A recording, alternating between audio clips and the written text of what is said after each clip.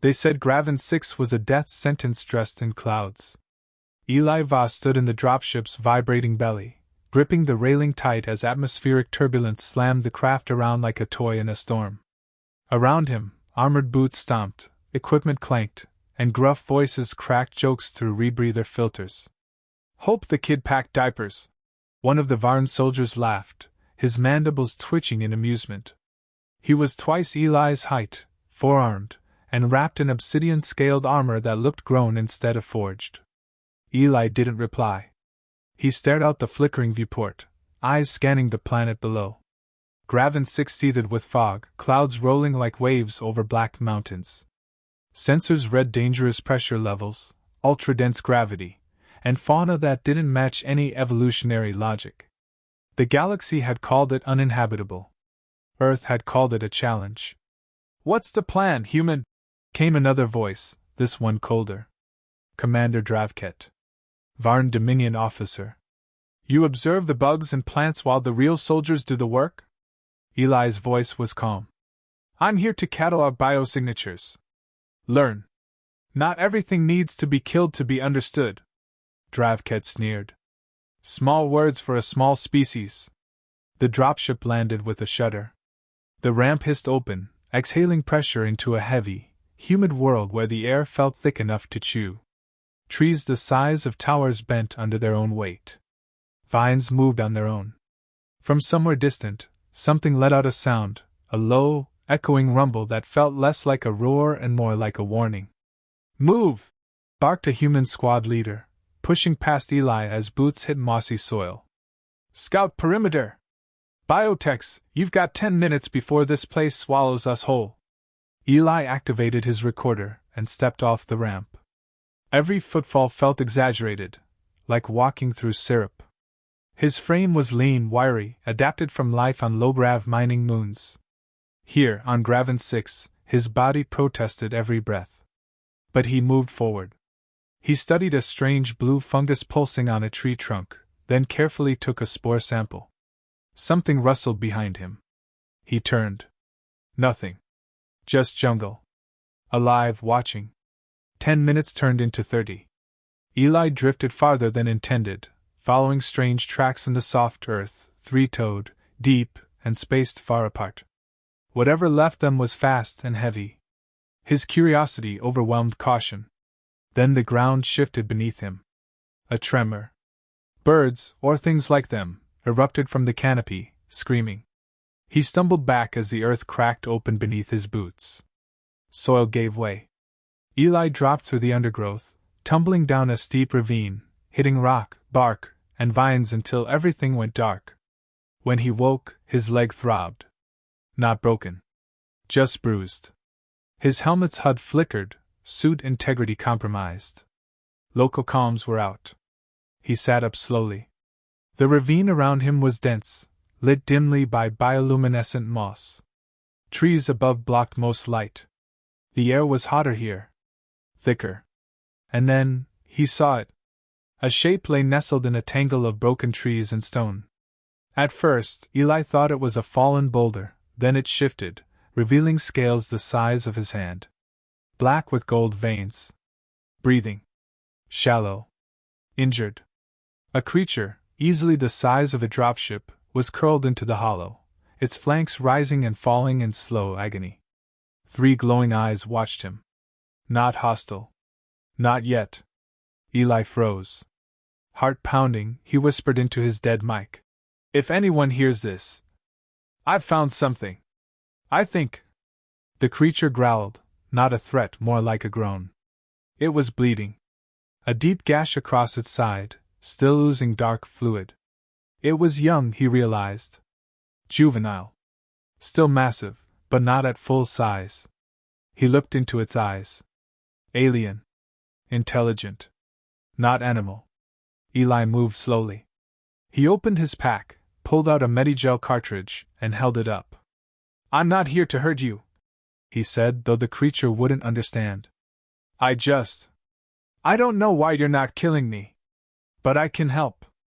No reaction. But no aggression either. He approached, knees buckling under the gravity and fear. He reached the wound. It was ugly, like something had slashed it with metallic claws. Varn weaponry? He applied the gel, pressing it into the wound's edges. The creature flinched but didn't strike. When he was done, Eli stepped back and sat down, breathing heavy. Watching. The beast watched back. Neither moved for hours. Above, the Varn were moving in, burning parts of the jungle, testing weapons, and declaring themselves masters of this world. They hadn't seen this creature. Not yet. Eli watched the slow rise and fall of the beast's chest. Its eyes had half-lidded now, but still tracked him. He didn't sleep. He didn't dare. But in that silence something shifted. Not the jungle. Inside him. For the first time, Eli didn't feel like the weakest thing on the planet. He felt seen. And somehow chosen. Now? The creature hadn't moved in hours. Eli hadn't either. His legs ached from the cramped ravine floor, his neck stiff from leaning against the curved roots of a massive tree. The juvenile beast, run he'd started calling it, after an old Terran myth, watched him with tired eyes. Its wound still oozed, but less now. The gel had sealed the worst of it. It could have killed him easily. Yet here he was. Breathing. Unharmed. The next morning arrived in layers of green light as the jungle above filtered in the sun. Eli stood carefully and stretched, ignoring the suit's protesting joints. He turned his attention to Run. Still alive? He murmured, stepping forward. You'll need water. He scanned the area, found a cluster of thick-leafed plants with moisture-beating tips. He tore one open and let the liquid drip into his canteen. Primitive, but functional. Then, cautiously, he approached Run again. I don't know if you even drink like we do, Eli said, kneeling. But if you do, here. He poured a stream of water into a crevice between the creature's front talons. Run sniffed at it. Then, surprisingly, his long tongue flicked out and lapped it once. His golden eyes shifted, as if acknowledging. Not instinct. Recognition. Eli sat back, stunned. You understand more than I thought. Midday came and went. No search party. No signals. His comms unit remained silent. Dravket had probably written him off already. Run tried to shift. The motion stirred dead leaves and rattled stones. His wound reopened slightly, but he didn't cry out. He simply turned his head toward Eli and waited. It wasn't a predator's stare anymore. It was something else. Eli stood.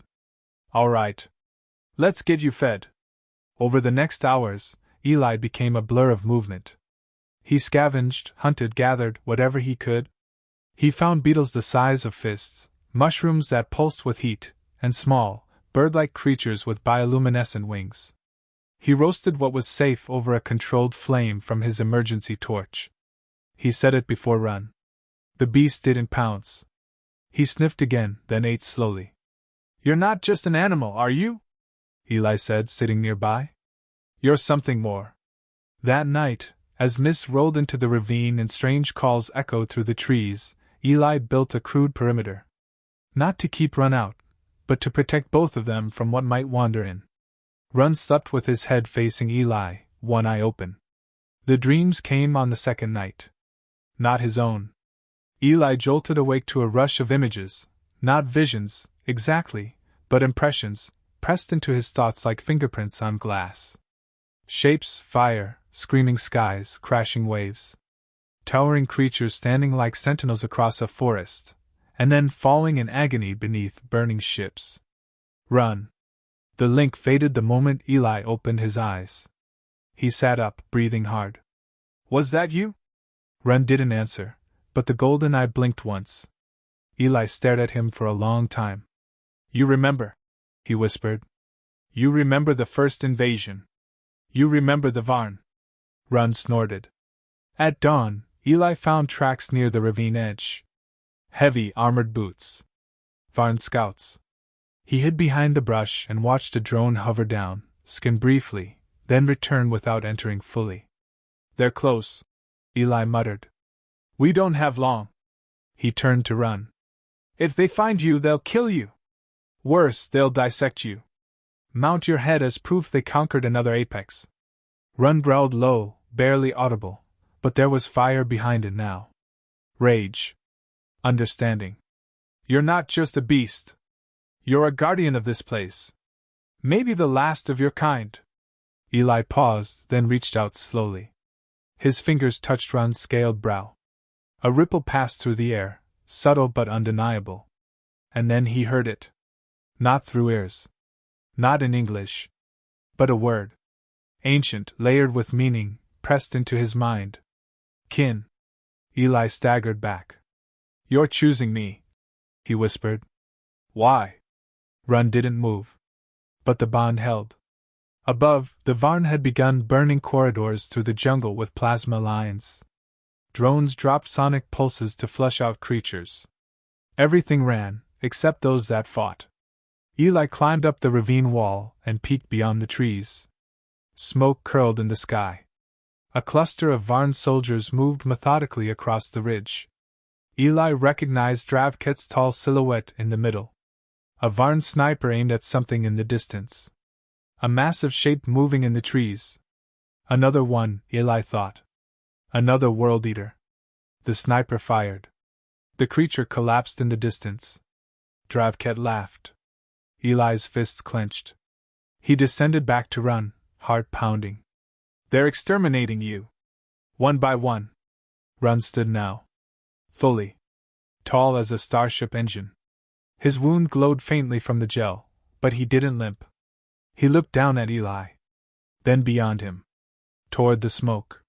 Toward vengeance. That night, Eli activated a beacon, not for rescue. For war. I know what you are now, he told Run. And if you're the last, then you're not going down like prey. The beast didn't answer. He just turned toward the jungle, and walked. Eli followed. Ready for Chapter 3? Eli moved through the jungle with Run at his side, no, not beside him. Shielding him. The beast moved like thunder under skin. Every footstep bent trees, shattered roots, and sent lesser predators fleeing before they even saw him. Run no longer limped. The wound had closed. His shoulders bristled with hardened plates, and his eyes burned with something cold and focused. They moved toward the smoke. Toward the war. The jungle trembled ahead. Distant shouting. The hiss of plasma fire. Trees ignited. And above it all, Dravket's voice barking orders through an amplified calm. Burn the nests! Slaughter the apex! Graven bows today! Eli stopped at the ridge. Below, the camp sprawled like a wound in the jungle, portable command towers, charred clearings, cages filled with twitching alien creatures. Varn banners fluttered beside gutted flora. Run looked down in silence. Then his head turned, slow, deliberate, toward Eli. The boy's voice was hoarse. If we do this, there's no going back. Run exhaled, low and deep. Not agreement. Not refusal. Just truth. Eli adjusted his torn gear and took the first step forward. Run followed. The alarm didn't sound until it was too late. One sentry screamed, cut off mid-breath, thrown clear across the camp in a streak of shattered bone and blood. Another turned eyes wide, right before Run barreled through the main gate like an avalanche in motion. Panic exploded. Varn soldiers scrambled to form firing lines. Plasma bursts lit the air, scorching Run's hide, but they barely scorched the surface. He charged. Not wild. Controlled. Precise. ***. One soldier disappeared under a claw swipe. Another screamed as Run's tail sent him through a supply crate. Within seconds, 3 dropships were disabled, either crushed or flipped. And then, Eli emerged through the smoke behind him. Cease fire! A human voice shouted. There's a civilian! He's compromised! Dravket's voice overrode. Target both! Kill the beast, and its puppet! Eli ducked behind cover as blasts ripped past him. A searing bolt caught his arm, he cried out, falling into the dirt. His suit sealed the burn automatically, but pain raged through his side. Run stopped mid-charge. He sensed it. His head snapped back toward Eli. A moment passed. Then something changed. The world fell silent for a second too long. Then Run roared. Not a noise. Not a scream. A sonic wall of ancient fury and raw power. It cracked the air like a tectonic plate splitting. Soldiers dropped their weapons. Some clutched their ears. One fell unconscious from the sheer pressure. And into that silence stepped Dravket. He wore ceremonial armor now, obsidian plates traced with red lines pulsing like veins. He stood tall, weapon drawn, unafraid. You dare bond with a creature of chaos? He spat at Eli. You defile dominion. You insult order. You don't understand what you're destroying, Eli said, his voice shaking but loud. They're not monsters. They're protectors. You're invading a system that never asked for you. They are beasts, Dravket snapped. And you are nothing. He raised his weapon. A heartbeat passed. Then Run stepped between them. No snarl. No roar. He just stood there, towering, silent, unmoved. And then, in the tongue of the Varn, so broken and guttural it barely resembled speech, he said one word. Brother. The camp froze. Dravket stared, eyes wide. His hand trembled on the weapon.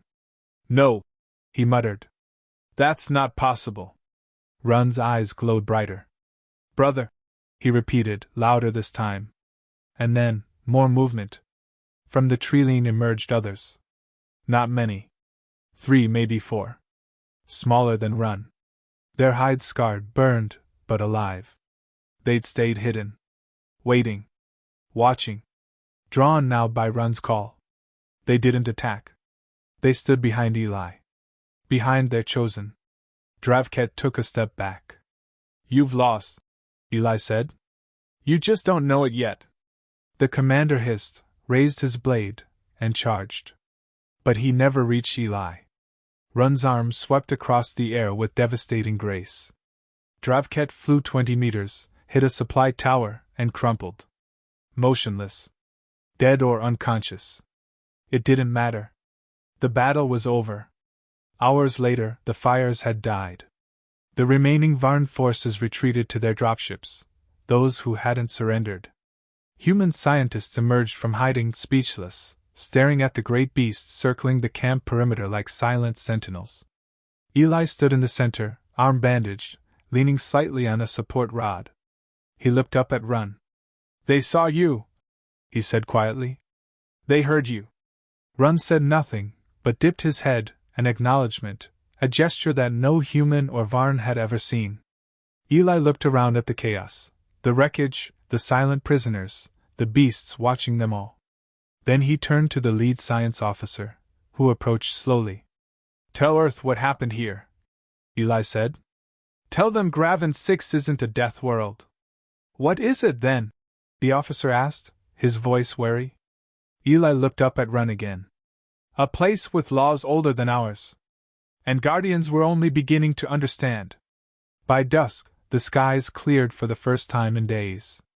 And across the ridge, under the glow of alien moons, Eli stood tall beside the last World Eater. Not prey. Not lost. Chosen.